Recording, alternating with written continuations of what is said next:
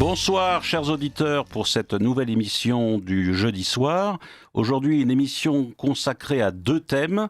Nous parlerons d'abord de l'Europe impériale des Habsbourg face à l'Europe de Bruxelles, car il y a peut-être une alternative, mais on en parlera avec son Excellence Édouard de Habsbourg-Lorraine, qui a publié un livre qui s'intitule « La méthode Habsbourg, 7 principes pour traverser les temps troublés » aux éditions Salvator Éditions. Nous lui demanderons notamment de savoir si cette Europe impériale sur laquelle il fonde des espoirs, et peut-être providentielle, est une alternative à l'Europe de Bruxelles, ou à l'intérieur de l'Europe de Bruxelles, serait-il possible de distiller des grains de sable dans la méga-machine bruxelloise pour essayer de la réorienter de façon impériale. Nous parlerons en deuxième partie de Latour du Pin, le penseur catholique social, Latour du Pin, l'actualité de Latour du Pin et du catholicisme social dans la crise que traverse le capitalisme moderne. Nous en parlerons avec Christian Franchet-Despéré, conseiller éditorial de la Nouvelle Revue Universelle, Jean-Philippe Chauvin, professeur d'histoire en lycée public, vice-président du groupe d'action royaliste, collaborateur au Bien commun et à la Nouvelle Revue Universelle, et Gérard Leclerc, journaliste, philosophe, essayiste catholique et militant royaliste français, éditorialiste de France Culture et de Radio Notre-Dame, auteur de la réédition, oui, c'est ça, d'une autre action française aux éditions de Fleur, qui en fait contient un certain nombre d'articles qu'il a publiés, évidemment, antérieurement. Nous parlerons donc de Latour du Pin, du catholicisme social et de la crise du capitalisme dans cette deuxième partie. Mais dans cette première partie, nous avons l'honneur de recevoir depuis Rome son Excellence Édouard de Habsbourg-Lorraine, archiduc de la maison de Habsbourg et diplomate. Est-ce que vous nous entendez, votre Excellence? Je vous entends très bien. Bon, alors parfait. D'accord, parce que vous intervenez évidemment en visio. Je crois que c'est la première fois que vous intervenez dans une radio française. Je pense que c'est bien sûr la première fois et je suis très honoré que ça soit sur Radio Courtoisie. Bon, bah c'est très gentil à vous, c'est très courtois et on vous renvoie l'appareil. Donc vous avez publié un livre qui fait suite d'une certaine façon, je ne peux pas m'empêcher de le dire, à un livre qui a été publié il y a longtemps maintenant de Otto de Habsbourg qui s'intitulait L'idée impériale, qui dégageait un peu les grands principes structurant l'empire sacré traditionnel européen. Et Otto de Habsbourg, qui était évidemment de votre famille, n'était pas obligatoirement sur toutes les positions qui sont les vôtres. Je pense que notamment sur la question du traditionnalisme, il était plutôt ce qu'on pourrait appeler un démocrate chrétien conservateur. Je ne sais pas si ça dit beaucoup de choses à nos auditeurs, mais en tous les cas favorable à ce principe impérial, à cette critique de l'État-nation jacobin centralisé et une Europe impériale sacrale qui se fonde sur les peuples et contre les idéologies mortifères, les cultures de mort que véhicule la modernité. Dans votre ouvrage, donc, La méthode de Habsbourg, vous développez 7 points fondamentaux qui caractérisent la vision impériale que vous pensez être la bonne. Est-ce que vous pourriez nous dire dans un premier temps ce qu'évoque pour vous l'Empire ? Qu'est-ce qu'un empire traditionnel qu'on pourrait différencier ou opposer à l'empire moderne ou aux impérialismes modernes? Et faut-il pouvoir penser une méthode Habsbourg éventuellement en pensant à ce qu'une société impériale puisse naître aussi un jour, ou est-ce que ça paraît complètement utopique, irénique, de penser qu'un jour une Europe impériale puisse voir le jour? Est-ce qu'il y faut pour cela une croyance en une légitimité spirituelle qui donne tout son sens à une Europe charnelle? Alors Arnaud, c'est toute une série de questions. Oui, en batterie. Alors d'abord, c'est vraiment un honneur d'être mis en comparaison avec Otto de Habsbourg parce que lui était un géant intellectuel et un grand exemple à nous tous. Mon petit bouquin est beaucoup plus léger. Oui. Légère et pas Oui, bon, en tout cas, il était vraiment un géant. La deuxième chose, c'est que moi, j'ai essayé d'écrire un petit bouquin avec les idées principales de la famille de Habsbourg à travers les 850 ans, plus ou moins, où ils étaient présents dans l'histoire européenne.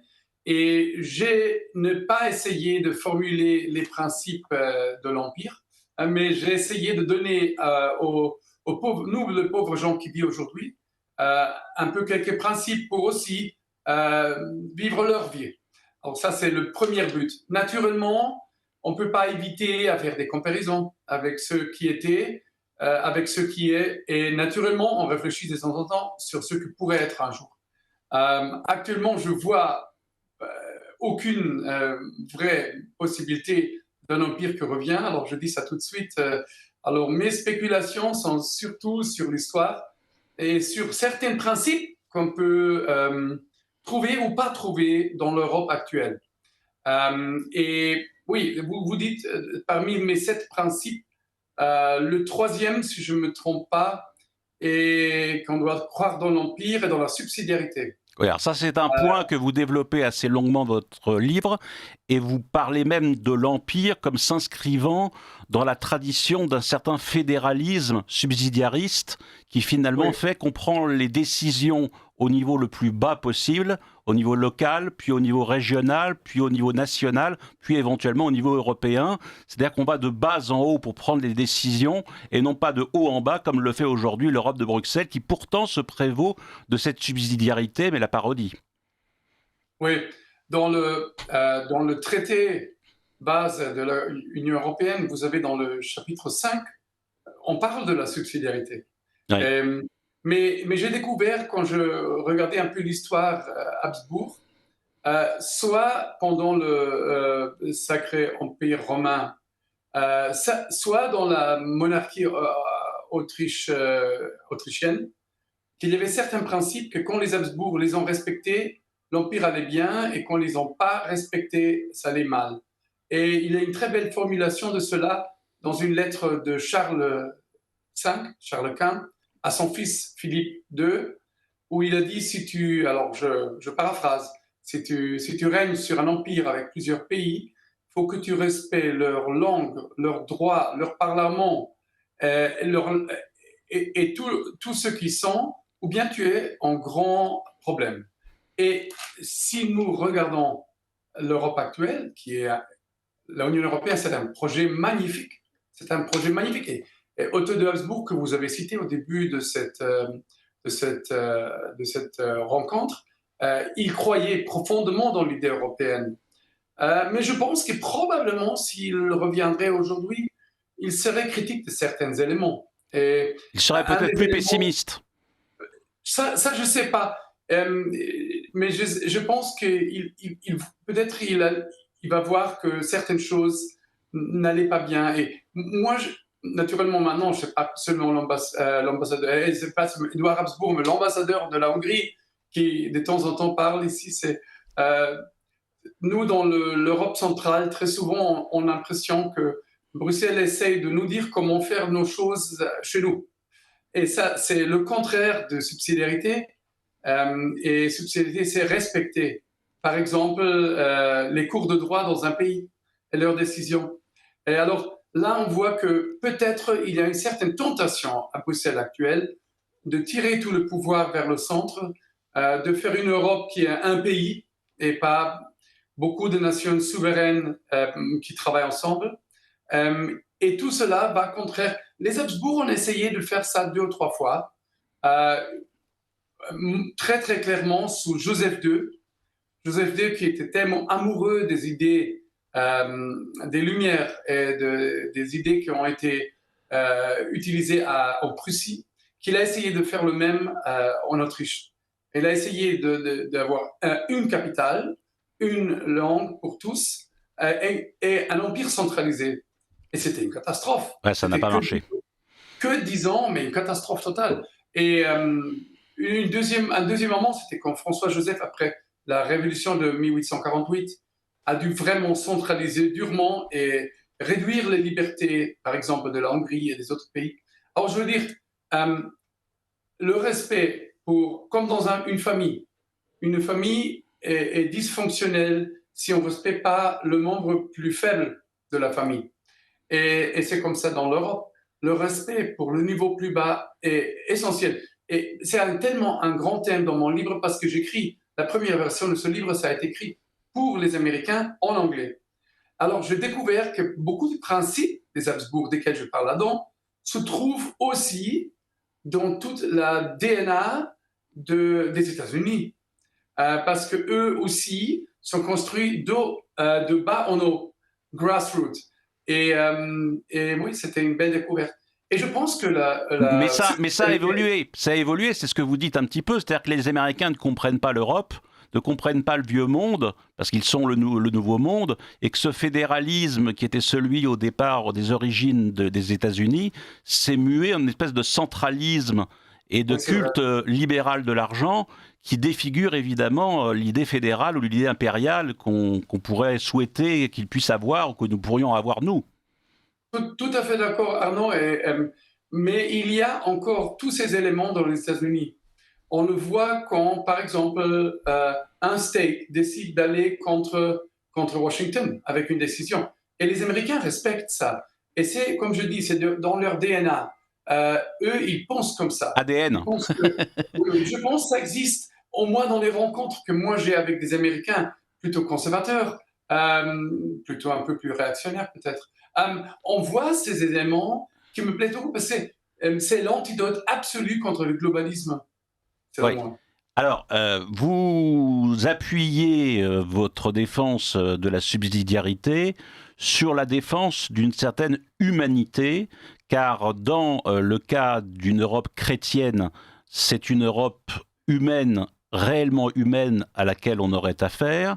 Et dans le cas de la subsidiarité, c'est aussi renvoyer à l'homme et à ce qui est pleinement humain contre tout ce qui peut araser ses communautés d'appartenance et son humanité même. On retrouve au fond dans la subsidiarité un vieux principe de Ioannes Laëtius et aussi du christianisme, de la doctrine sociale de l'Église. Absolument, absolument, absolument. C'est pour ça que je répète cette parole tout le temps. Et dans mes interviews que j'ai données sur ce livre, dans beaucoup de langues, cette question sur qu'est-ce que c'est la subsidiarité, qu'est-ce que ça peut nous donner aujourd'hui dans notre société, était la plus fréquente. Naturellement, je préfère toujours de parler des autres grands thèmes de mon livre, la famille et la foi, parce que naturellement, c'était très proche à mon cœur. Mais j'ai découvert ce principe de subsidiarité et je me suis rendu compte que oui, ça devrait exister beaucoup plus que ça existe aujourd'hui.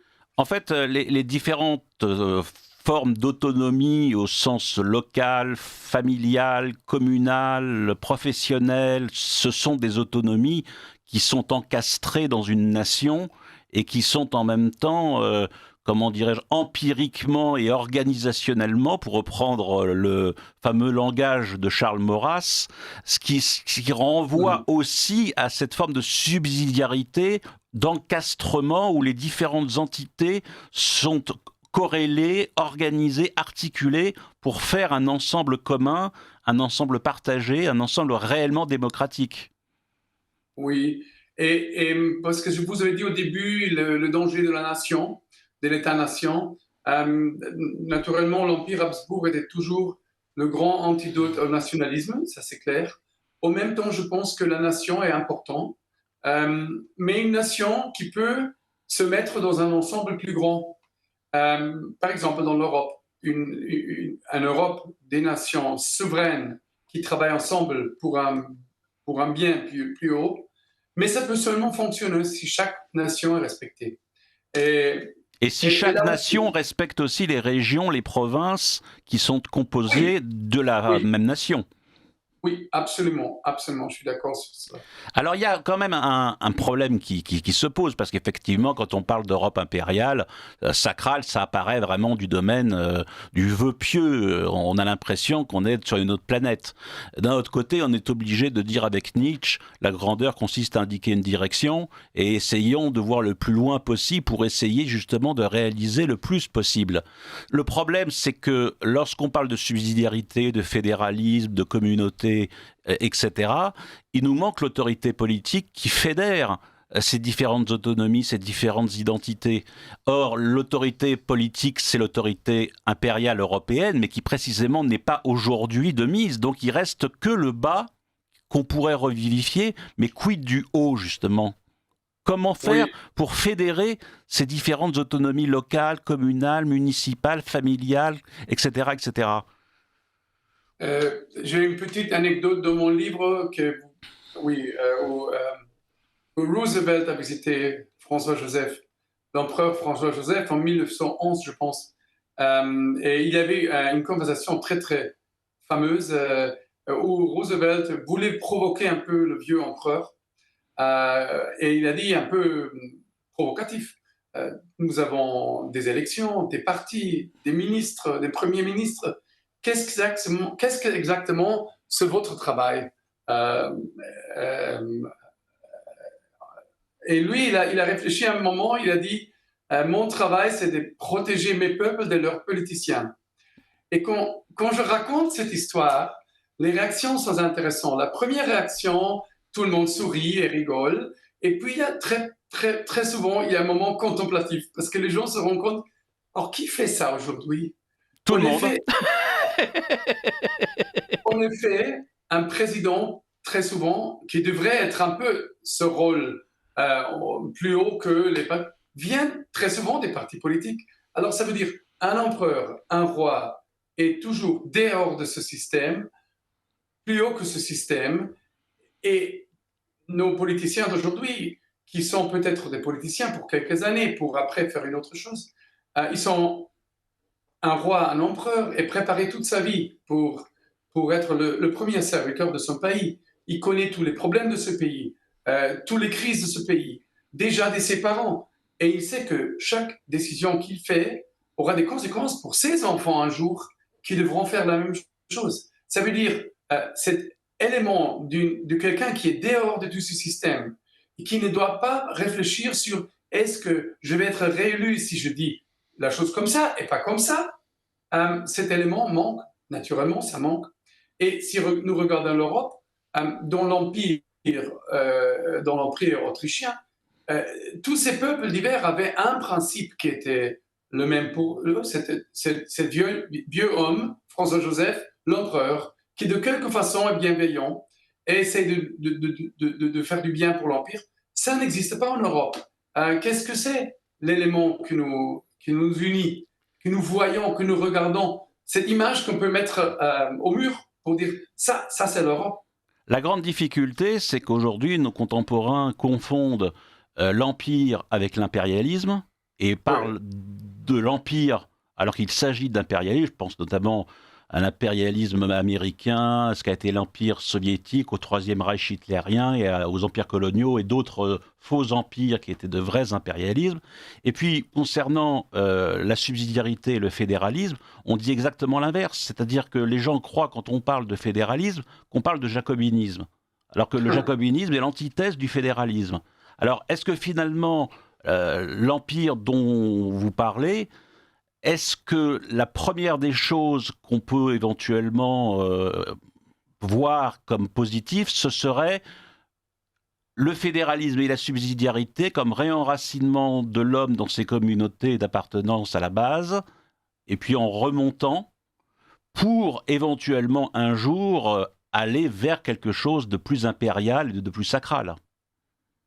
Est-ce que ça vous paraît peut-être un projet très ambitieux? C'est vous qui dites ça. Et vous savez, je parle avec une radio française. Moi, je suis à Habsbourg. J'appartiens à l'Europe centrale. En France, c'est une situation tout à fait différente. Vous avez une histoire très différente, des expériences très différentes. Alors, non, je ne veux pas donner des indications comment faire les choses. Mais les principes marchent partout. Les principes marchent partout parce qu'ils sont humains. Et on doit peut-être rappeler nos concitoyens de ces principes que vous avez énumérés. Et puis, pour le futur, comme quelqu'un dit une fois, une prédiction est très difficile, surtout s'il s'agit du futur. Alors je vais vous provoquer un petit peu. Vous citez Viktor Orban dans le livre, et vous en dites plutôt du bien sur un ou deux points. Et on a le sentiment que vous n'êtes pas un nationaliste, évidemment, que le programme de Viktor Orban n'est pas forcément le vôtre, mais que face à la mondialisation, à l'hégémonie américaine, à cette modernité qui est en train de nous submerger, finalement, le national-populisme, qui consiste à se réapproprier son destin pour les peuples, serait peut-être un moindre mal. Est-ce que vous souscrivez à cette idée ou est-ce qu'elle vous paraît, ou est-ce que j'ai mal lu? Je dois faire très attention de ce que je dis maintenant. Eh oui, je sais. Vous voyez, je suis moitié Habsbourg, moitié ambassadeur de la Hongrie. Oui. Je vous le dis parce que vous l'avez écrit, hein, je me permets de rebondir. Absolument. Alors, je dois dire que je suis un grand fan de Viktor Orban, que j'ai eu le privilège de l'accompagner plusieurs fois au pape et j'ai eu des conversations avec lui. Je pense qu'il est un signe d'espérance en Europe actuellement. Ça, je crois vraiment. Et c'est quelqu'un qui, par exemple, il est très capable à écouter à sa population avant de mettre une politique. En réalité, il demande, il fait des sondages. Il fait des sondages pour savoir si la population trouve ça bien. Par exemple, avant que nous avons fait notre politique pour la famille, on a fait des sondages demandant quelles mesures pourraient vous convaincre d'avoir plus d'enfants, etc. Alors, un leader politique qui écoute sa population, c'est déjà beaucoup. Plusieurs de nos leaders aujourd'hui pensent qu'ils doivent éduquer leur population sur ce qu'ils doivent croire. Orban, je pense qu'il écoute vraiment. C'est ça, un populisme que je trouve bien. Alors, quand on parle de populisme illibéral, ça vous fait pas peur? C'était un slogan pour provoquer. Ouais. Il provoque de temps en temps. Pour être entendu. Mais quand on lit bien ce qu'il dit en détail, on voit que oui. Ouais. Alors, ce que vous dites finalement, ce serait l'établissement de référendums sondagiers. C'est-à-dire que par le biais des sondages, on pourrait gouverner selon ce que la population souhaite sur des questions bien précises. Mais pourquoi ne pas passer directement au référendum? Parce que le sondage reste quand même un peu approximatif.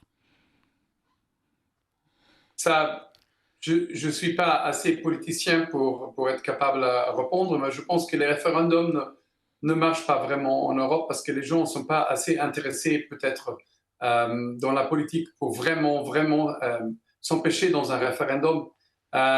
Mais on fait les élections et on choisit un parti pour représenter nos intérêts, mais c'est une bonne chose de demander de temps en temps les gens qu'est-ce qu'ils pensent sur ce que nous faisons. Je pense que c'est aussi un signe d'humilité et un respect pour la subsidiarité dans un certain... C'est d'ailleurs un paradoxe qu'un illibéral soit justement inspiré par une mentalité référendaire, par le biais de sondages. Ça prouve quand même que l'antilibéralisme ou l'illibéralisme n'est pas aussi illibéral qu'on veut bien le dire, qu'il consulte le peuple. Mais peut-être est-ce encore quelque chose qui est possible de le faire, c'est ce référendum au niveau, encore une fois, local, municipal, communal, parce que ce sont des questions que les gens connaissent au plus près et ont à hauteur d'homme. J'étais présent au Appenzell Innerrhoden quand j'ai étudié en Suisse. J'étais présent à un de ces référendums sur la place centrale de Appenzell avec les gens qui levaient les mains pour faire la démocratie marche meilleure sur le niveau local, absolument d'accord. Oui, parce que ce sont des questions qui concernent les gens directement. Exactement. Ils sont impliqués. Alors, il y a eu le week-end dernier ou le week-end d'avant toute une convention européenne conservatrice à Budapest où était présent Viktor Orban, avec tous les partis conservateurs, populistes, nationaux, patriotes, de quelques noms qu'on les appelle. Vous étiez présent ou est-ce que vous voyez ça d'un œil assez lointain? Moi, je suis presque toujours à Rome, près du Saint-Siège, observant ce que fait le nouveau pape. Non, naturellement, j'ai lu sur cela, mais je n'étais pas présent. D'accord. Alors, vous savez que j'ai 3 invités sur le plateau, Gérard Leclerc, Jean-Philippe Chauvin et Christian Franchet-Despéré, qui sont des maurassiens. 3 royalistes maurassiens. Alors, il faudrait savoir qu'est-ce que le maurassisme, qu'est-ce que le royalisme, etc. Mais enfin, ce sont 3 maurassiens et je serais assez curieux de connaître leur point de vue sur ce que vous avez pu dire jusqu'à maintenant, car il y a une vieille querelle historique qu'on connaît entre l'Empire et la nation moderne, entre Johan Althussus et Baudin, entre... sur la subsidiarité, sur un fédéralisme décentralisateur, je pense que vous êtes d'accord, mais sur la question de l'Empire, des Habsbourg notamment, j'aimerais avoir le point de vue de nos invités. Gérard Leclerc. Oh là, immense question.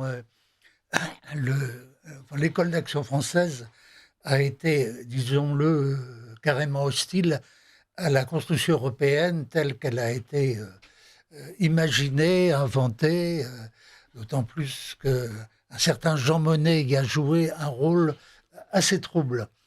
Ceci dit, il ne faut jamais oublier non plus ce que disait Maurras à propos de la chrétienté. L'Europe a existé autrefois, disait-il, et malheureusement, au XVIe siècle, elle a éclaté. Et Maurras, en fait, regrettait amèrement l'ancienne unité de la chrétienté. Et le nationalisme, parfois, même sous la plume de Maurras, le premier Maurras était considéré comme un pis-aller.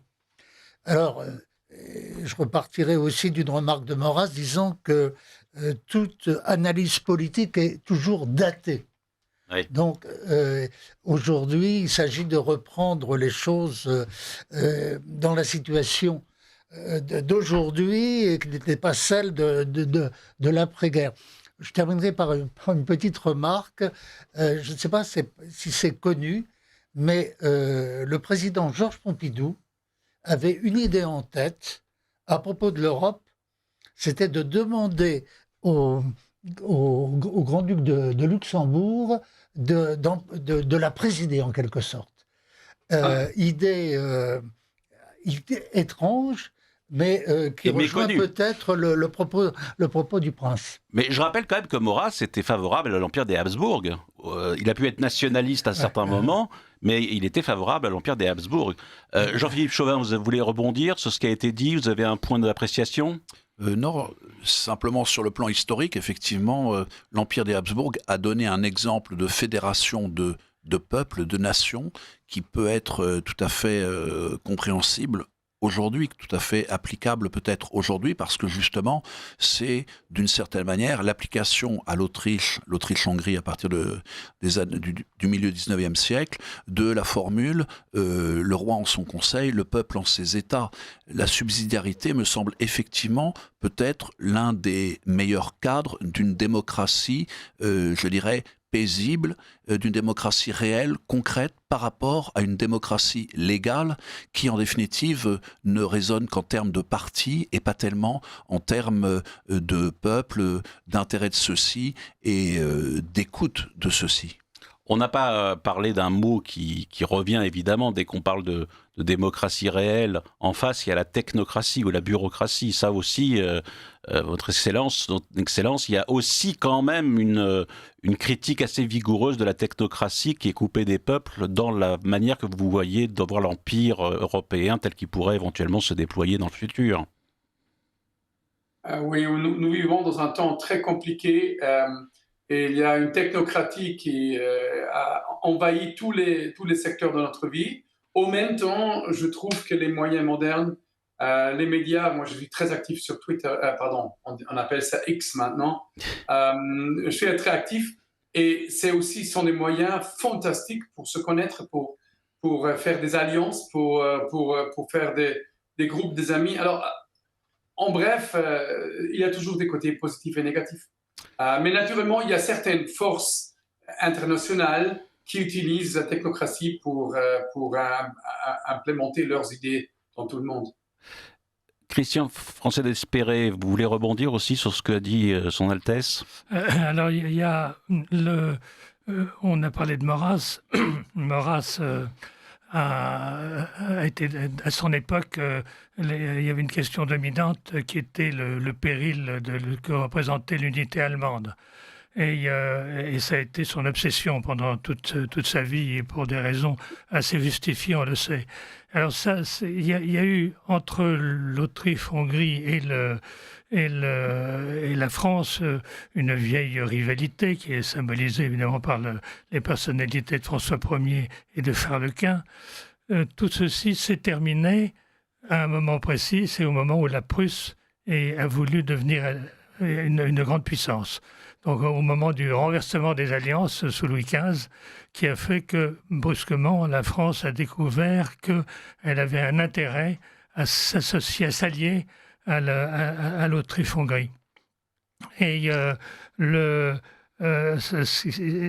a été évidemment fondamental parce que la manière dont Maurras jugeait l'Empire austro-hongrois n'avait a priori pas de raison de convenir en effet à sa vision nationale, mais il y avait un évident intérêt pour la France à ce que l'Autriche-Hongrie garde son unité à partir du moment où la menace allemande devenait tellement puissante que les différentes nationalités d'Autriche-Hongrie étaient menacées dans leur existence même. Et on a vu que c'est exactement ce qui s'est passé. Alors là-dessus, on sait qu'il y a une vision aussi très maurassienne, très, très précise, qui a été celle de Jacques Bainville. Jacques Bainville qui a vu d'une manière très précise les risques qu'il y avait à voir s'effondrer l'unité austro-hongroise. Votre Excellence, vous êtes d'accord avec ce qui a été dit sur ce que vous avez dit? Merci beaucoup, c'était une très belle conversation. Bon, écoutez, en tout cas, merci à vous. On espère vous voir peut-être à Paris et peut-être même dans les studios de Radio Courtoisie, même si vous êtes la plupart du temps à Rome, et que vous pourrez venir parler à cette même antenne pour nous parler encore de tous les sujets dont vous avez pu déjà parler dans cet ouvrage qui, je le répète, s'intitule « La méthode Habsbourg, 7 principes pour traverser des temps troublés » aux éditions Salvator. Merci, Votre Excellence, et à très bientôt. Merci beaucoup, au revoir. Au revoir, on passe un Bobino et on se retrouve tout de suite après. Radio Courtoisie ne vit que grâce à ses auditeurs. En faisant un don à Radio Courtoisie, vous lui garantissez une indépendance totale et la liberté de ton que vous ne trouvez pas ailleurs. Rendez-vous dès maintenant sur soutenir.radiocourtoisie.fr ou envoyez votre chèque au 61 boulevard Murat, 75 016 Paris. Voilà, dans cette deuxième partie consacrée à l'actualité de la Tour du Pin et du catholicisme social dans la crise que traverse le capitalisme moderne, avec Christian Franchet-Despéré, conseiller éditorial de la Nouvelle Revue Universelle, Jean-Philippe Chauvin, professeur d'histoire en lycée public, vice-président du groupe d'Action Royaliste, collaborateur au Bien commun et à la Nouvelle Revue Universelle. Ce sont, je le précise, des revues d'obédience maurassienne. Et évidemment, Gérard Leclerc, journaliste, philosophe, essayiste catholique et militant royaliste français, éditorialiste de France Catholique et de Radio Notre-Dame, auteur de la réédition d'une autre Action française aux éditions de Flore. Il s'agit de la réunion de ces articles publiés ces dernières années ou dernières décennies. Est-ce que j'oserais le mot? Dernières années. Ouais. Des dernières années, voilà, très bien. Sur des sujets d'ailleurs très variés, oui, mais qui réunissent toujours le même intérêt pour la France, c'est évidemment. La continuité de l'Action française à partir de son histoire, avec notamment, pour moi, ces deux personnalités extrêmement intéressantes que sont Pierre Boutan et Pierre Debray. Alors justement, oui. J'allais en parler. Parce que, Gérard Leclerc, vous êtes un peu connu quand même dans les cénacles royalistes et même au-delà catholiques, etc. Vous êtes une figure un petit peu capitale, essentielle de la mouvance maurassienne, proto-maurassienne, etc., etc. Et vous avez eu un itinéraire, je trouve, très original et très audacieux, parce que vous êtes issu d'Action française, vous avez milité ensuite à la Nouvelle Action française. À l'époque, les ennemis de la Nouvelle Action française appelés les Maurassiens, les nouveaux Maurassiens, les Maurassiens, c'était la fameuse expression qui était utilisée pour vous stigmatiser à l'époque. Vous écriviez donc dans la revue royaliste.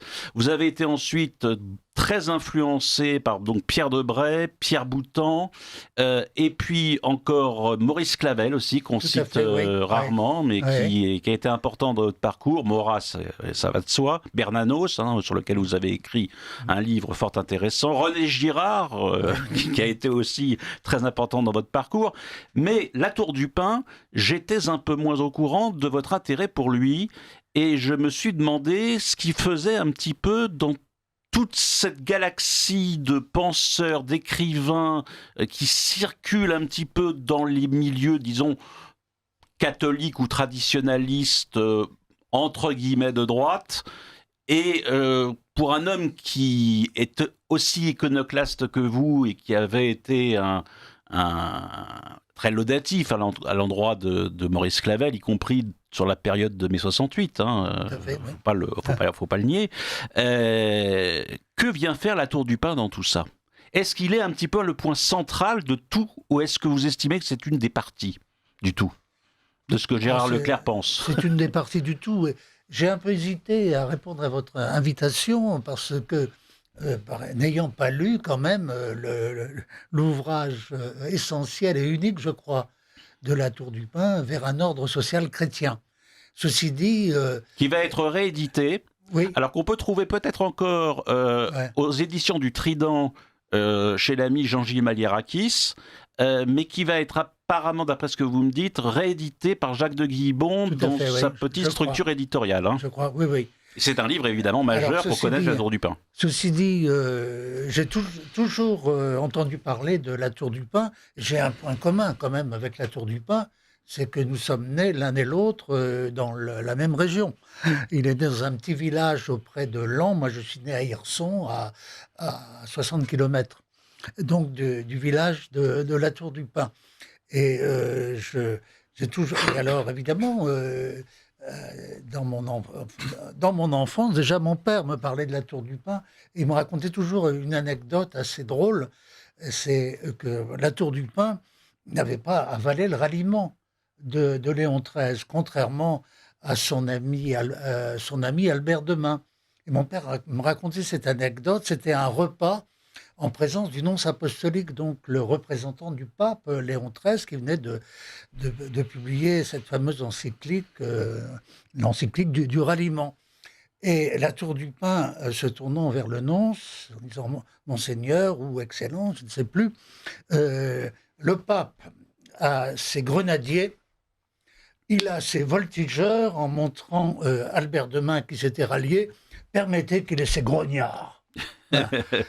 Mon père adorait cette anecdote extrêmement significative, montrant que effectivement l'attachement de Latour du Pin absolument irréductible à la cause royale. Voilà. Ce qui fait que effectivement le marquis de Latour du Pin est resté en dehors du système parlementaire, au lieu que Albert Demain, lui, est devenu député, a fondé le Cercle catholique d'ouvriers avec Maurice Meignin, a pu faire voter des lois notamment sur, alors on va en parler notamment avec Jean-Philippe Chauvin, mais 2 ou 3 lois comme ça qui sont importantes sur la diminution du travail des femmes et l'interdiction du travail des femmes la nuit, sur la réduction du temps de travail au jour le jour, parce que c'était épuisant et les enfants, les adultes et le corps social étaient exploités dans des conditions malheureuses et inacceptables.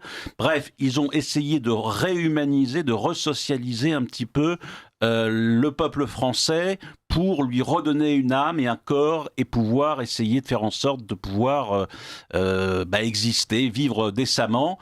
Je me rappelle d'une des formule de Latour du Pin qui identifiait l'homme comme une bête au marxisme, l'homme comme une chose au capitalisme et l'homme comme un frère au christianisme. Et je trouve que c'est très beau et ça en dit très long.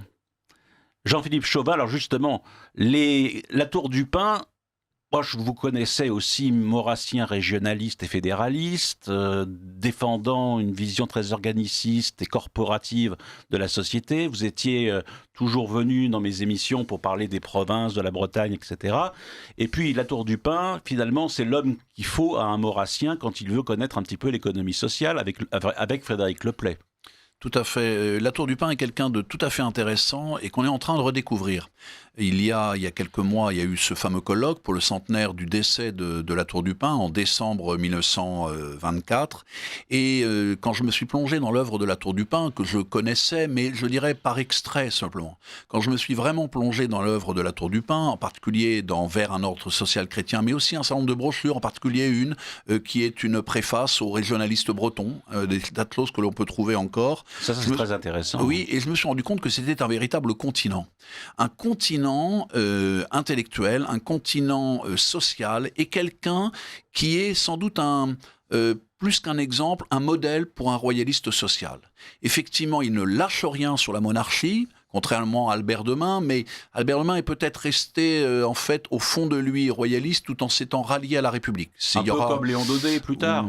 Oui, ou l'inverse. Bon, peut-être, mais d'une certaine manière. Mais ce qui est certain, c'est que la Tour du Pin a une pensée véritablement chrétienne, certes, sociale, royaliste. Il répond à un certain nombre des enjeux du moment.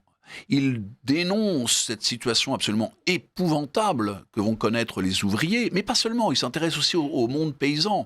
C'est quelqu'un qui a écrit beaucoup et qui en définitive a été peu lu. Il a été lu en revanche par un personnage, et c'est Edmond Michelet, le ministre du général de Gaulle, qui l'évoquait, c'est de Gaulle lui-même. Et Edmond Michelet expliquait que le meilleur connaisseur du très méconnu La Tour du Pin, c'était le général de Gaulle.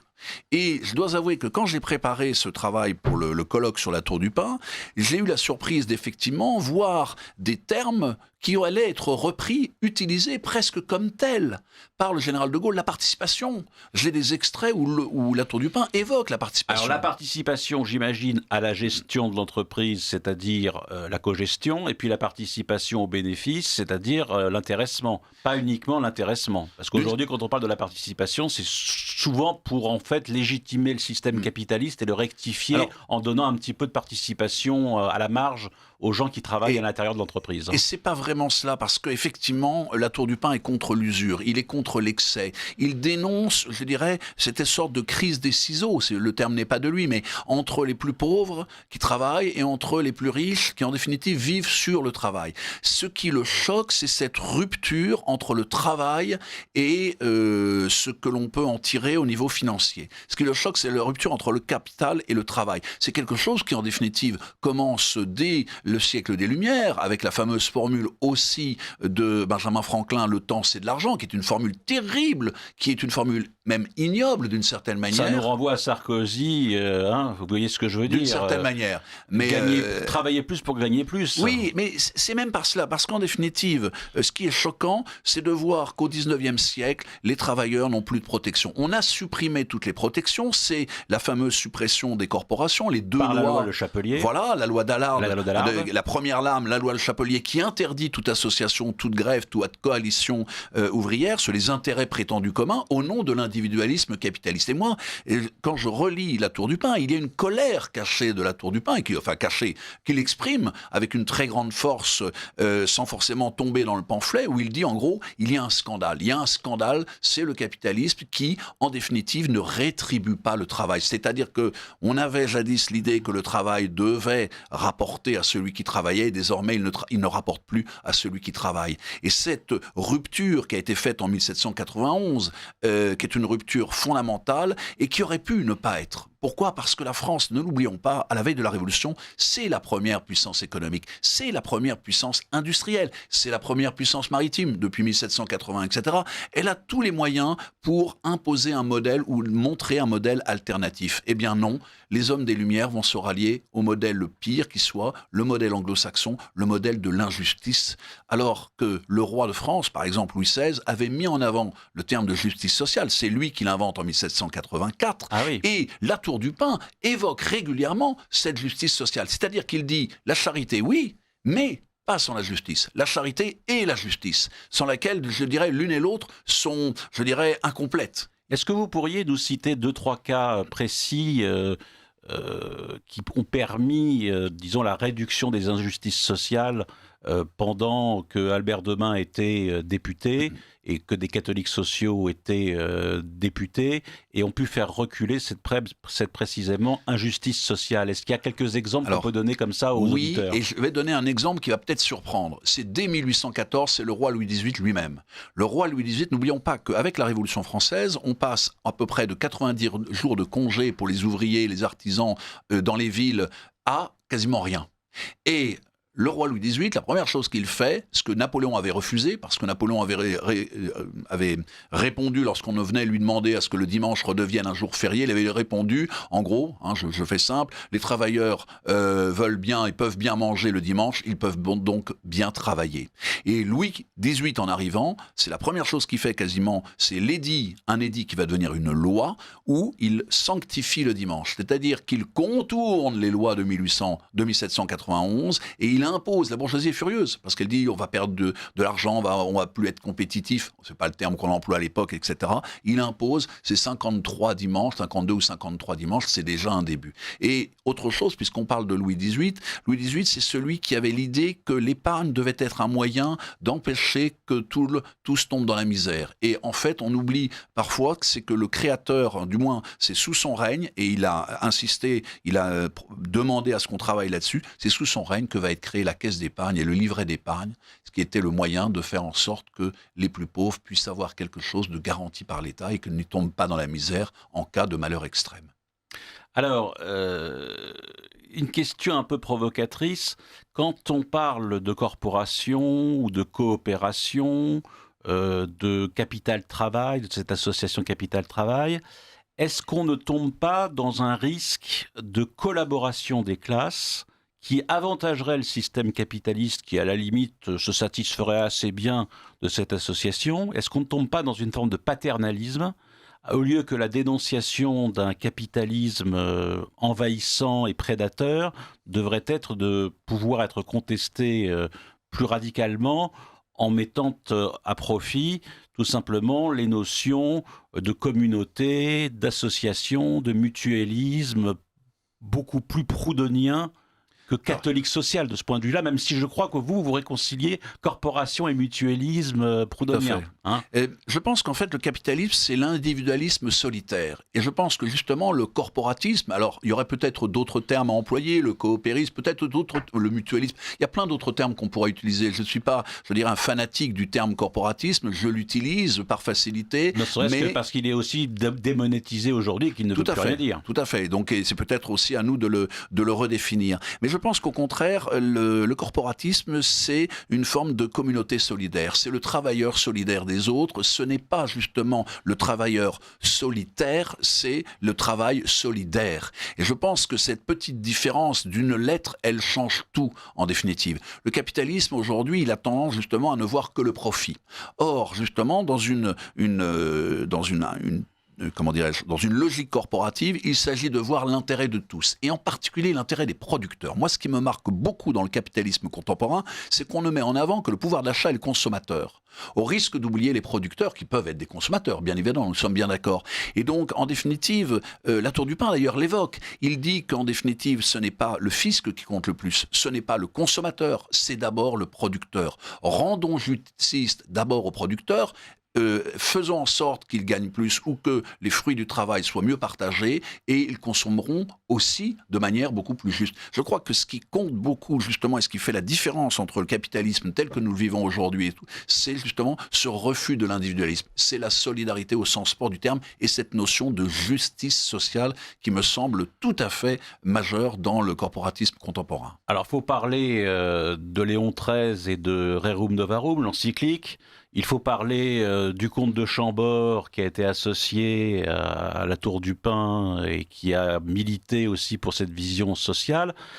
Et finalement, on s'aperçoit que ce sont presque toujours des aristocrates qui défendent le peuple contre la bourgeoisie, contrairement à ce qu'on nous explique dans l'historiographie dominante, où les aristocrates sont de méchants cupides à l'égard de leurs paysans et de leurs serfs, et où il y aurait finalement dans la bourgeoisie les éléments révolutionnaires qui viendraient libérer l'homme de son esclavage aristocratique. Est-ce que ça, c'est pas quelque chose qui un petit peu vous parle, Gérard Leclerc. Est-ce que pour vous c'est une évidence, mais est-ce que vous ne croyez pas que dans la société d'aujourd'hui, on a du mal à remettre anthropologiquement à sa place le cadre de l'aristocratie ou de la noblesse, qui n'est pas la même chose d'ailleurs, le cadre de la bourgeoisie et le cadre du peuple?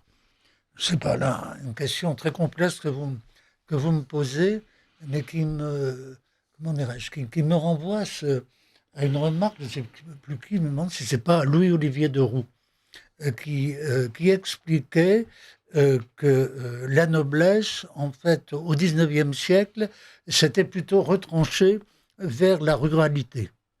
Et d'ailleurs, ça avait été une chance pour l'agriculture parce que il y avait eu vraiment des initiatives novatrices, etc., qui avaient permis à cette agriculture de devenir une réalité puissante dans la France du 19e siècle.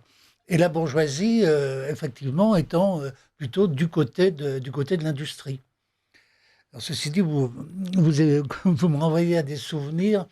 J'ai assez bien connu quelqu'un qui était le directeur d'une grande entreprise, qui était en même temps Brissonneau-Elotz, qui était en même temps le président du comité directeur de l'Action française, qui s'appelait Bernard Mallet. Et souvent, j'ai entendu Bernard Mallet parler de cette notion de patrimoine. Il parlait de lui de patrimoine d'entreprise, parce qu'il voulait effectivement que cette question de l'intéressement se situe dans le cadre de l'entreprise. Et là-dessus, je dois dire, il avait une certaine querelle sur ce sujet-là avec Louis Salleron. Ah, Louis Salleron, oui. L'économiste corporatiste et surtout le catholique traditionnaliste qui a collaboré notamment à Itinéraire et qui a vu une biographie paraître relativement récemment aux éditions Via Romana. Qui est une religieuse. Exactement. C'était un livre très intéressant. Et c'est aussi le frère de Paul Ceran, qui est un autre anticonformiste. Absolument. Mais vous savez, parce que Salleron, je ne sais pas, en tout cas, il n'était pas pour ce système de l'entreprise. Il était pour un autre système hors de l'entreprise. Mais et Salleron, en même temps, avait une expérience tout à fait amère, parce que il avait, sous Vichy, il avait été chargé du secteur agricole avec l'idée, effectivement, de faire une corporation agricole. Et selon lui, ça avait été un échec total, parce que cette corporation, en fait, était devenue étatique. Elle était sous le... Mais c'est ce qui s'est passé avec le fascisme mussolinien et avec le national-socialisme allemand. Hein. C'est exactement ce qui s'est passé. Oui, je pense. C'est une des raisons, je crois, cher ami, du problème de l'emploi du mot corporatisme, c'est qu'il est quand même lié à l'expérience fasciste et, je dirais, à l'expérience ratée de Vichy. Oui, et c'est assez terrible en définitive, parce que quand on lit justement les corporatistes, entre guillemets, d'avant 1940 en France, on voit bien que justement, ils n'ont rien à voir avec le jacobinisme mussolinien ou hitlérien. Et c'est ça qui est assez injuste, c'est qu'en définitive, il y a une spoliation du sens, il y a une spoliation du terme, et le corporatisme, justement, qui renvoie plutôt à des corps constitués, etc., n'a rien à voir avec une création d'État. Et la Tour du Pin, justement, est très critique. Il refuse tout corporatisme d'État, tout stato-corporatisme. Il dit justement que ça doit être des choses plutôt spontanées. Un corporatisme d'association, mais vous avez effectivement une petite organisation qui s'appelle Économie et Humanisme, dans laquelle avait travaillé notamment Gustave Thibon et d'autres personnes comme ça en 40-41 à Vichy, et qui a avorté assez rapidement, parce qu'impraticable dans le cadre que s'était fixé Vichy. Si bien vous nous parlez de Gaulle, on pourrait parler de Pétain et Vichy, on parle d'autres expériences du corporatisme d'État, du corporatisme aujourd'hui, à chaque fois c'est un échec. C'est terrible de ne pas retrouver le corporatisme d'ancien régime, on ne peut plus retrouver le corporatisme aujourd'hui. Alors, En fait, il ne s'agit pas de refaire, d'ailleurs la Tour du Pin insiste bien là-dessus, il ne s'agit pas de refaire ce qui a été avant, il s'agit de s'en inspirer en définitive. Je pense que l'esprit corporatiste, au contraire, il est en train de renaître. On le voit par le fait que justement, le capitalisme lui-même ne suscite plus beaucoup d'intérêt d'une certaine manière, ou même un certain dégoût, même si chacun veut participer au profit de celui-ci. Et on voit bien aussi que le syndicalisme aujourd'hui, il est déconsidéré. Or, justement, le corporatisme peut s'appuyer sur des syndicats rénovés, sur des syndicats professionnels, sur l'idée d'une solidarité au travail qui crée. Alors c'est vrai, c'est pour ça que j'ai employé tout à l'heure le mot coopérisme, qui a été un mot qu'on a tenté parfois de mettre à la place de corporatisme. Je pense que ce qui compte, c'est justement les idées, que le terme importe peu. Mais je crois qu'au contraire, on voit que certains ordres peuvent fonctionner, certains ordres professionnels peuvent fonctionner, qu'une protection des métiers. Et je crois que le corporatisme... D'autant plus que le capitalisme va à sa perte et que la démesure de l'argent qui va à l'argent et le toujours plus sont en train d'aller dans le mur. Donc il va y avoir forcément un certain nombre d'alternatives qui devraient à ce moment-là se faire jour. Et pourquoi pas, même dans le cadre par exemple des Gilets jaunes ou de révoltes de jacquerie, si j'ose dire, comme ça, à l'État national ou à l'État régional, s'opposer au pouvoir central et au pouvoir du marché. Et je pense qu'on a parlé tout à l'heure de subsidiarité. Eh bien, justement, le corporatisme, c'est une forme de subsidiarité industrielle. C'est-à-dire qu'il s'agit de produire aussi là où il y a déjà des écosystèmes existants. Et il s'agit de refuser justement ces délocalisations de plus en plus lointaines. Et la Tour du Pin insiste sur le fait que justement le rôle de l'État n'est pas de tout faire en économie, mais il est justement de préserver les moyens de production et de l'économie et des travailleurs. Gérard Leclerc, vous vouliez rebondir sur ce que disait Jean-Philippe Chauvin. Oui, je voudrais ajouter quelque chose à propos de Gaulle et de la Tour du Pin. Il y a un nom qui n'a pas été prononcé, je crois, dans votre colloque, c'est celui de Marcel Loichaud. Effectivement. Parce que quand De Gaulle a lancé cette idée de participation, en fait, il avait aussi cette référence de Marcel Loichaud, qui était lui aussi un grand patron, et qui avait inventé un système que Boutan d'ailleurs détestait le mot. Enfin, pancapitaliste. Boutan disait capitalisme, pan, c'est ridicule. Mais enfin,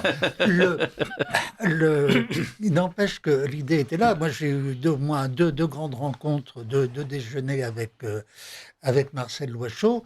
Et je me suis rendu compte que, en fait, il avait appartenu à l'Action française avant-guerre. Donc, ces idées de pancapitalisme, c'était dans cette tradition c'est un peu un problème le terme, sans vouloir fétichiser les mots, de pancapitalisme, parce que quand on dit pan-Europe, c'est une super-Europe. Quand on dit pan-capitalisme, c'est un super-capitalisme. On ne pense pas que c'est une régulation du capitalisme par des aspects humains ou sociaux, vous voyez, donc c'est un peu le problème. D'autre part, il y a peut-être quelqu'un que vous avez connu aussi, c'est Marcel Decorte, qui a travaillé un petit peu pour certaines petites et moyennes entreprises, même pour le patronat, à certains égards en Belgique. Il y a un livre qui est paru récemment sur la philosophie de l'économie chez Marcel Decorte. Est-ce que Marcel Decorte s'inscrivait aussi dans cet registre de contre-révolutionnarisme corporatiste, traditionnaliste, essayant peut-être de joindre le capital et le travail, ou ça paraît un peu abstrait. C'est possible, là, je ne saurais pas vous répondre sur ce point précis. Vous non plus Non, moi non plus. Là, je dois avouer que Marcel Decorte... Marcel Decorte est méconnu, malheureusement. Alors, il n'est pas totalement méconnu parce qu'il a créé un terme qui, effectivement, correspond bien à notre société, la dissociété. La dissociété, et je crois que c'est un terme qui est réutilisé, qu'on entend parfois, etc., que même les amis de Mélenchon avaient remis en avant à travers Jacques Généreux. Mais en fait, le terme de dissociété, il vient, et il y a une très grande explication de ce terme par Marcel Decorte, et je trouve qu'il est tout à fait adapté à cette société anomique dans laquelle nous vivons désormais. Alors, une question qui fait mal, Christian Franchet d'Espéré. Un colloque a été donc tenu il y a 1 an sur la Tour du Pin. Jean-Philippe Chauvin nous en a parlé tout à l'heure. Il y a des contributions fort intéressantes, je vais les citer tout à l'heure, à la fois les noms et puis les allocutions, les thèmes qui ont été traités dans cette nouvelle revue universelle passionnante. Il y a plus d'autres textes passionnants. Combien y avait-il de personnes à ce colloque? Vous me voyez venir. Hein. Oui. Bon, écoutez, oui, il faut mieux ne pas répondre. La réponse est dans la question, je dirais. Oui. Alors, donc, combien y a-t-il d'abonnés à la nouvelle revue universelle qui n'était pas présent? Qui n'était pas présent. Oui, tout à fait. Mais en fait, ça ne s'est pas passé comme ça. Patrice Vermeulen, qui avec Philippe Delorme est à l'origine de l'organisation de ce colloque, n'avait pas prévu spécialement que ça serait repris par la nouvelle revue universelle. D'accord. Il le souhaitait. Et alors, quand tu m'en as parlé, moi j'ai été un peu surpris dans un premier temps parce que effectivement on ne parlait plus de la Tour du Pin depuis un certain temps. Et puis là, sauf quand on écoute Jean-Philippe Chauvin naturellement, mais même à l'Action française, c'est pas un nom qui est bien que Maurras ait dit un jour que ce n'est pas la Tour du Pin qui est d'Action française, mais l'Action française qui est de la Tour du Pin. Exactement. Formule très jolie, un petit peu ambiguë, d'ailleurs, pas très claire, on ne sait pas exactement ce qu'il a voulu. Oui, parce qu'en même temps, il n'y a pas un recoupement évident entre les deux. Voilà. Mais en tout cas, ça évoquait certainement un immense respect de Maurras pour l'œuvre de la Tour du Pin. Et il ne faut pas oublier que la Tour du Pin avait été royaliste avant Maurras. Et qu'on peut se demander, même si le royalisme de la Tour du Pin n'a pas en partie influencé Maurras dans son On peut choix se demander de aussi si à la fin du 19e, début 20e, au moment de la naissance des cahiers du cercle Proudhon, Maurras ne renie pas un certain socialisme enraciné communautaire, alternatif au libéralisme bourgeois et au capitalisme propriétaire. Et si à cette époque-là, la vision corporative de Maurras ne doit pas certainement quelque chose à la Tour du Pin, même si après, évidemment, Maurras s'embourgeoisera un tout petit peu et deviendra peut-être un peu plus conservateur, même s'il restera évidemment assez antilibéral et antiplutocratique. Mais néanmoins, il me semble qu'il y a peut-être chez Maurras une influence de la Tour du Pin qui s'explique effectivement par ce mot que vous avez cité. Elle a toujours été là, je pense. Quand on parle de son embourgeoisement, c'est un petit peu un mythe aussi, parce que en fait, il était surtout pris par des urgences politiques tellement impérieuses qu'il n'avait plus le temps de s'occuper en effet de ces questions sociales. Enfin, quand Hitler est en train de monter l'Allemagne contre la France, évidemment, la question sociale devenait non pas secondaire, mais seconde. C'est vrai, mais il y a quand même moi, quelque chose qui me frappe depuis longtemps, c'est l'ignorance des milieux de droite au sens très large du terme sur les questions économiques et sociales. Je vous taquine sur le colloque que vous avez organisé, mais moi j'ai vu des colloques d'obédience différentes à droite et à droite de la droite, mais l'économie et le social n'intéressent personne. Ça emmerde tout le monde. Pourtant, quand Jean-Philippe Chauvin ou Gérard Leclerc en parlent, il me semble que ça s'inscrit dans une dynamique d'ensemble, une vision du monde, que ça n'est pas de l'économie autonomisée des autres sphères qui englobe cette même économie, et qu'on voit quand même se dessiner un petit peu toute une doctrine qui ne doit pas seulement à l'économie, mais dont l'économie sociale est probablement l'un des vecteurs. Je suis vraiment étonné. Est-ce que ça a toujours été comme ça, Gérard Leclerc ? Ça n'a pas toujours été comme ça. Ouais. En particulier, il y a quelqu'un dont on n'a même pas parlé dans ce colloque, d'ailleurs, pour des raisons qu'on imagine, qui est Xavier Vallat. Oui, alors j'allais en parler, justement. Eh bien, Xavier Vallat a fait un livre, La croix, l'hélice et la peine des hommes. Je regrette qu'on n'en ait pas dit un seul mot, en effet, à ce colloque. C'est un oubli, une erreur. Alors, est-ce que c'est un oubli ou une erreur, ou est-ce que c'est une volonté de ne pas être sulfureux ? C'est peut-être, en effet, le nom de Xavier Vallat est un peu compliqué à défendre aujourd'hui. Oui. On sait pourquoi, et encore, c'est en partie injuste, on le sait aussi. Bien sûr. Bon, en tout cas, ce qui reste, c'est qu'il a été, pour des raisons dont on ne va pas parler ici, mais il a été en prison en même temps que Maurras, et il a été un compagnon de Maurras formidable, parce qu'il nous a rapporté un certain nombre de réflexions de Maurras, en particulier sur ces questions, parce que c'est Maurras qui a demandé à Xavier Vallat d'écrire ce livre, La croix et l'hélice et les peines des hommes. Donc il y avait quand même chez Maurras ce souci de fond qui restait extrêmement présent. Alors... Il y avait quelqu'un qui est dans l'Action française, je crois qu'il est toujours vivant d'ailleurs, mais qui était un petit peu une sorte de disciple de Xavier Vallat, qui était très intéressé par la question sociale. Malheureusement, moi j'ai plus de nouvelles, c'est Michel Fromentou. Oui. Qui a été pendant de très longues années le rédacteur en chef de l'Action française et de 2000 et de Aspect de la France, et qui malheureusement pouvait parler de ces choses-là, mais aujourd'hui on en parle beaucoup moins. Je pense aussi à Claude Rousseau, à des gens comme ça qui peuvent parler un petit peu de tout ça, mais d'un point de vue très philosophique justement, et moins économique et social, pratique. Oui, mais bon, Gérard Leclerc a prononcé tout à l'heure le nom de Pierre Debray. Pierre Debray, lui, était quand même aussi très présent sur ce chapitre. Très important. Bon, alors, Gérard Leclerc. Je vais dire quelque chose là-dessus, parce qu'il y a quand même un problème à l'Action française, parce que je dirais que la Tour du Pin, c'est très important, mais il y a quand même 3 courants socio-économiques qui traversent l'Action française. Il n'y a pas que la Tour du Pin. Dans ce numéro de la Nouvelle Revue Universelle, il y a un article d'Antoine de Crémier sur le cercle Proudhon. Ouais. Or, aux origines de l'Action française, il y a eu un dialogue avec le syndicalisme révolutionnaire, avec notamment ce personnage étonnant et fascinant, comme disait Maurras, qui était Sorel. Et Édouard Berthe, un de ses disciples et amis. Absolument, Édouard Berthe, etc. Donc, c'est un courant qui n'est pas celui du catholicisme social. Hein, c'est le syndicalisme révolutionnaire. Et je dirais, il y a aussi une autre tendance, c'est la tendance bainvillienne. Bainville est plutôt rangé du côté libéral, notamment avec son intérêt pour les questions monétaires. Et bon, et boursière pardon. Et boursière même. Et boursière, absolument. Ah oui, ça va jusque-là. Oui, bien sûr.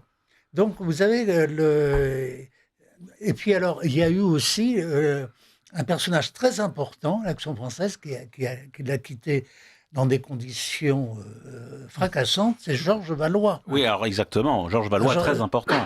Et Georges Valois, ça n'est pas exactement la Tour du Pin non plus. Il a été... Il a tenu la chronique sociale, économique d'Action France. Philippe Aubrieux, que j'ai bien connu, qui était un historien du Parti communiste, m'expliquait que, je ne sais plus comment s'appelait, c'était un Russe que Lénine avait mis dans le parti pour le surveiller et le diriger. Et il me disait que ce type dont j'ai oublié le nom, tous les matins, il arrivait à l'Humanité et il se précipitait sur l'Action française pour lire la chronique de Georges Valois. Ah oui. Ouais. Donc, c'est quelqu'un qui a beaucoup compté. De son vrai nom, Georges Gresson. Absolument. et alors, il y a un autre personnage aussi, Firmin Baconnier. Oui. Firmin Baconnier qui a joué un rôle. Alors lui, il était plutôt dans la tradition de la Tour du Pin. Et la notion de corporatisme, il s'en prévalait toujours. Alors quand même, deux petites choses. Dans le cas des cahiers du cercle Proudhon, on a des gens comme Édouard Berthe, comme Henri Lagrange, comme Georges Valois. Georges Bernanos. Oui, exactement, qui en parle. Quand nous étions jeunes, nous n'étions pas des gens de droite, nous étions acquis à la monarchie, nous souhaitions la révolution, etc. Non, le Valois, au sein du cahier du cercle Proudhon, faisait plutôt partie de la tendance plutôt réactionnaire et moins révolutionnaire, par exemple, que Berthe ou d'autres. C'est après qu'il a approfondi, me semble-t-il, sa pensée sociale de plus en plus révolutionnaire, quand il a fondé, alors pendant 2 ans, ça n'a pas été un succès, le faisceau, puis après le Parti républicain syndicaliste, puis après il est mort en déportation en 1942, mais ça a été véritablement un théoricien de l'économie sociale et très révolutionnaire, avec probablement beaucoup plus d'intérêt à la fin dans cette matière qu'au début. Et puis dans le cas de Maurras, il n'a pas très bien vu la naissance des cahiers du cercle Proudhon. Il a été obligé de couvrir parce que, il voyait des jeunes qui se démenaient, qui étaient intelligents, qui apportaient du sang neuf, etc. Il a signé, mais au départ, il paraît qu'il n'était pas très, très, très, très, très chaud parce que ça lui semblait un peu trop révolutionnaire et juvénile. Hein. Mais voilà, effectivement, les différents corps constitués intermédiaires du maurassisme sociologique. Je pourrais citer un autre nom, inattendu. Dans le prochain numéro de la Nouvelle Revue Universelle qui va sortir dans une semaine, nous avons exhumé un article de Philippe Ariès, qui date de 1938, publié dans l'Étudiant français, qui était le journal des étudiants d'Action française, et qui traite de la Tour du Pin. Et c'est en fait le texte d'une conférence prononcée à l'Institut d'Action française par Philippe Ariès, et qui est assez étonnant, et qui montre que la présence de la Tour du Pin était quand même toujours très vivace, même en 1938. Et, alors, Thierry Monnier lui-même va écrire au moment du jubilé de Maurras un article dans la Revue Universelle de Bainville et Massis, qui porte sur Maurras et le socialisme, qui est très intéressant aussi, et qui remet la question sociale au cœur de la pensée maurassienne. Oui, c'est la fameuse formule de Maurras: le socialisme libéré de l'élément cosmopolite et démocratique peut aller au nationalisme comme un grand bienfait à une belle main. Bon, il y en a d'autres, il y en a beaucoup d'autres. Et il y a tout un article, l'article de Monnier est tout à fait passionnant. Monnier est quelqu'un qui a beaucoup écrit, qui s'est beaucoup intéressé aussi à la question sociale, qu'on a un petit peu oublié là-dessus. On parlait tout à l'heure de Xavier Vallat. Pour moi, par exemple, ça a été, c'est vrai, en 1981, le premier livre que j'ai lu sur les royalistes sociaux dont je ne connaissais rien, sur les catholiques sociaux dont je ne connaissais rien, Villeneuve-Bargemont, Monseigneur Frépel, on pourrait rajouter aussi Monseigneur de Cabrières, etc., etc. Et alors ensuite, et je ne connaissais pas d'ailleurs à ce moment-là, je ne connaissais pas d'ailleurs le curriculum vitae de Xavier Vallat, mais c'était un livre tout à fait intéressant, pas un livre universitaire, on va dire, mais un livre qui donnait beaucoup d'éléments pour justement creuser un petit peu ce sujet-là. Alors, dans ce colloque consacré à la Tour du Pin, qui a été repris donc dans la Nouvelle Revue Universelle, vous avez des articles de Patrice Vermeulen, Introduction au colloque, du Comte de Paris, Message pour saluer la Tour du Pin, de Guillaume de Prémard, qui travaille, je crois, à Ictus et qui a été également l'un des principaux lanceurs d'alerte au moment du mariage pour tous, la manif pour tous surtout, la Tour du Pin et le catholicisme social aujourd'hui, Jean-Philippe Chauvin, le corporatisme raisonné de la Tour du Pin, Joël Broquet de la Fédération, notre ami Broquet, la Tour du Pin entre socialisme et libéralisme, Philippe Delorme, la Tour du Pin et le comte de Chambord.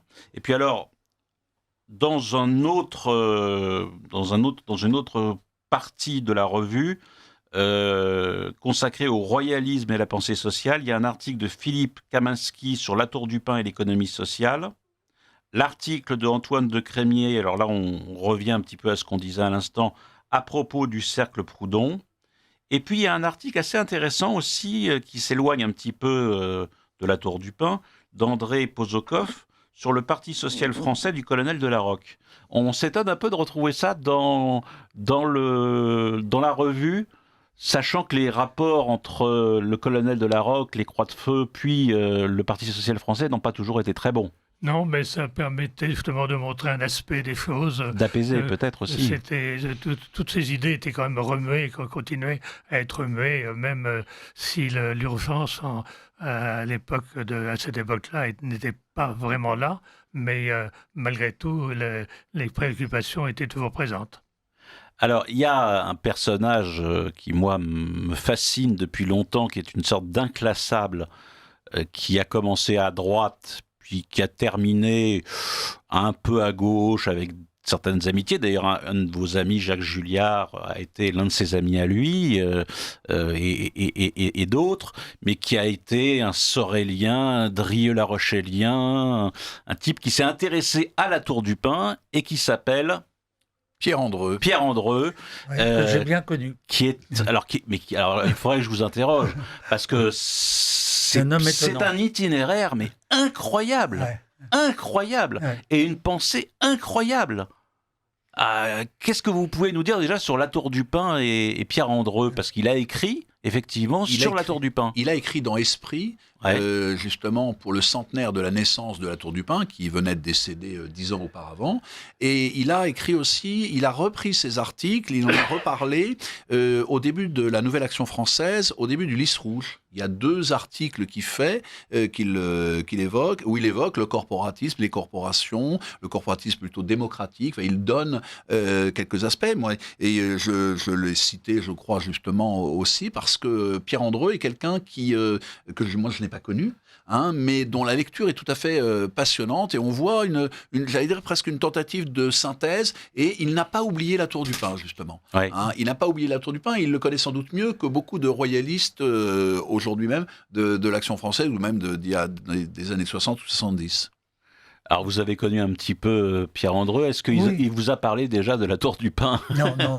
Non. Je ne sais plus de quoi nous avons parlé à l'époque. Il était...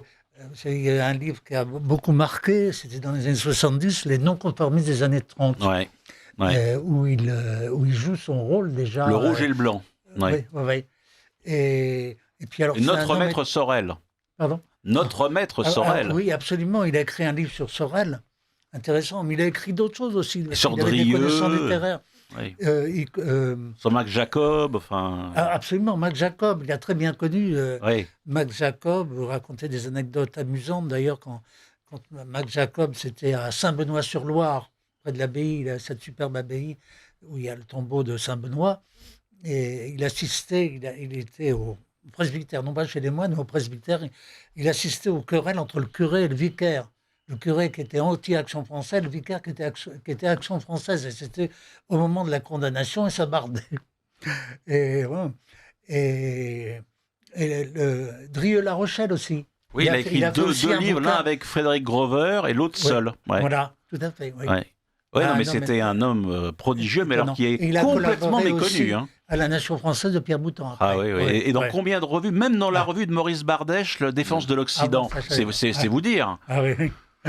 Et alors, ce qui est intéressant dans Esprit, il se trouve que j'ai devant moi l'article qu'il a écrit dans Esprit en 1934, et justement, il évoque la Tour du Pin dans une logique anticapitaliste. Je me permets juste de citer Pierre Andreu. À une époque où l'on parle beaucoup d'anticapitalisme, la Tour du Pin peut être considérée comme un précurseur. La condamnation qu'il porte du capitalisme est totale. Ce n'est pas le capitalisme libéral qu'il condamne, mais le capitalisme tout court, le régime qui ne tend, dit-il, qu'à faire porter des rentes au capital. Et il y a toute une attaque contre l'usure, etc. Il cite véritablement tous les propos de la Tour du Pin sur le capital. Par exemple, il explique à un moment, alors je n'ai plus la formule devant moi, si je l'ai, pour la Tour du Pin, le capital n'est rien. Le capital n'a pas de productivité propre. Le capital, sans le travail, n'est rien.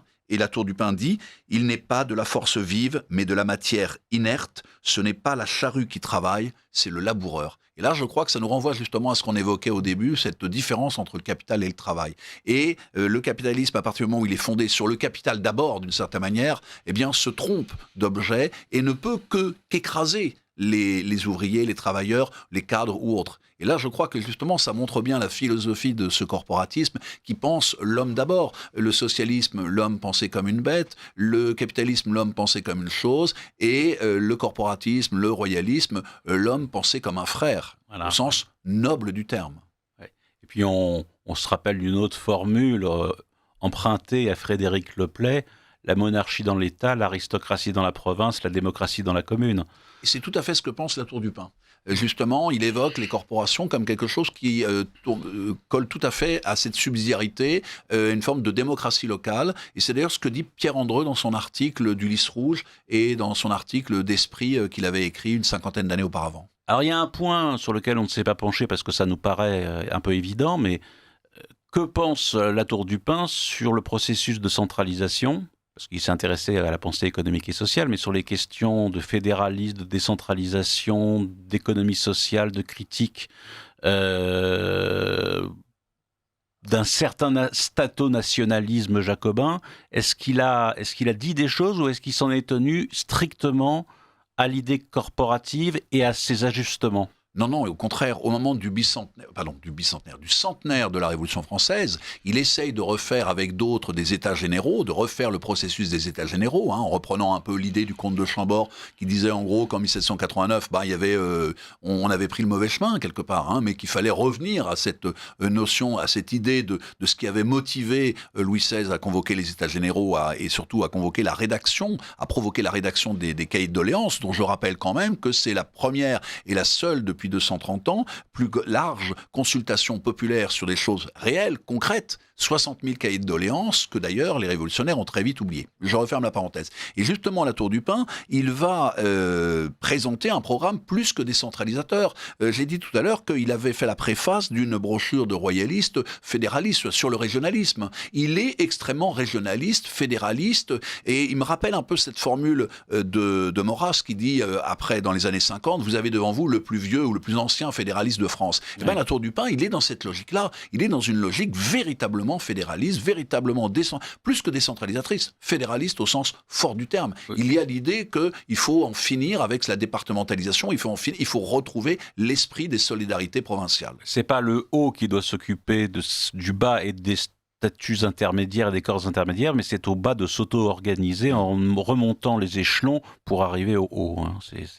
Et puis il y a une détestation chez la Tour du Pin, qui est un homme de liberté, qui est un homme d'honneur en même temps. Il a vu un certain nombre de choses, il a été militaire, etc. Il a même été, d'ailleurs, j'ai appris dernièrement qu'il a été même élève dans l'établissement où je suis aujourd'hui, donc en 1851-1853, si ma mémoire est exacte.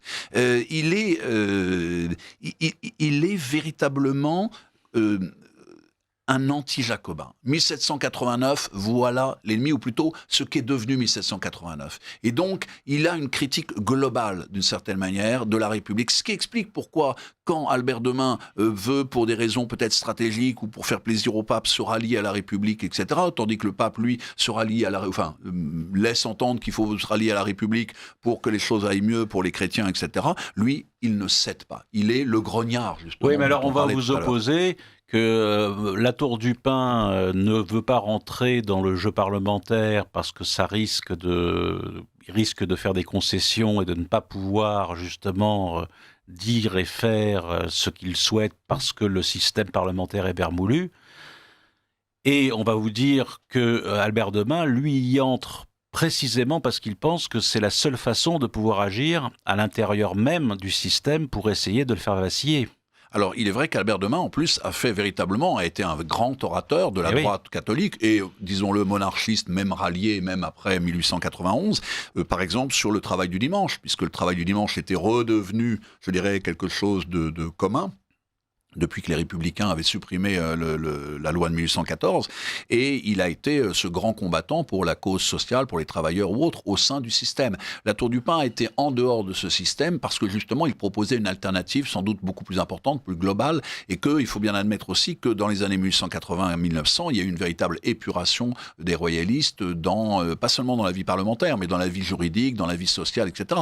Vous parliez tout à l'heure de l'agriculture. Je rappelle quand même que la plupart des syndicats agricoles qui sont nés après 1884 étaient des syndicats tenus par des barons, des marquis, par des monarchistes la plupart du temps. Et je renvoie aussi à la thèse d'État de Michel Denis, qui a été un de mes maîtres, un homme de centre-gauche, mais qui connaissait très bien les royalismes et qui avait une grande estime pour le comte de Paris. Eh bien, Michel Denis avait fait une thèse sur les royalistes face à la modernité en Mayenne au 19e, 20e siècle, et il montre comment, en définitive, après 1830, ce sont les royalistes qui ont fait un modèle d'agriculture qui a été probant et qui n'était pas le modèle productiviste, qui était un modèle agricole qui correspondait tout à fait à un équilibre que l'on souhaiterait aujourd'hui retrouver dans le monde agricole et rural.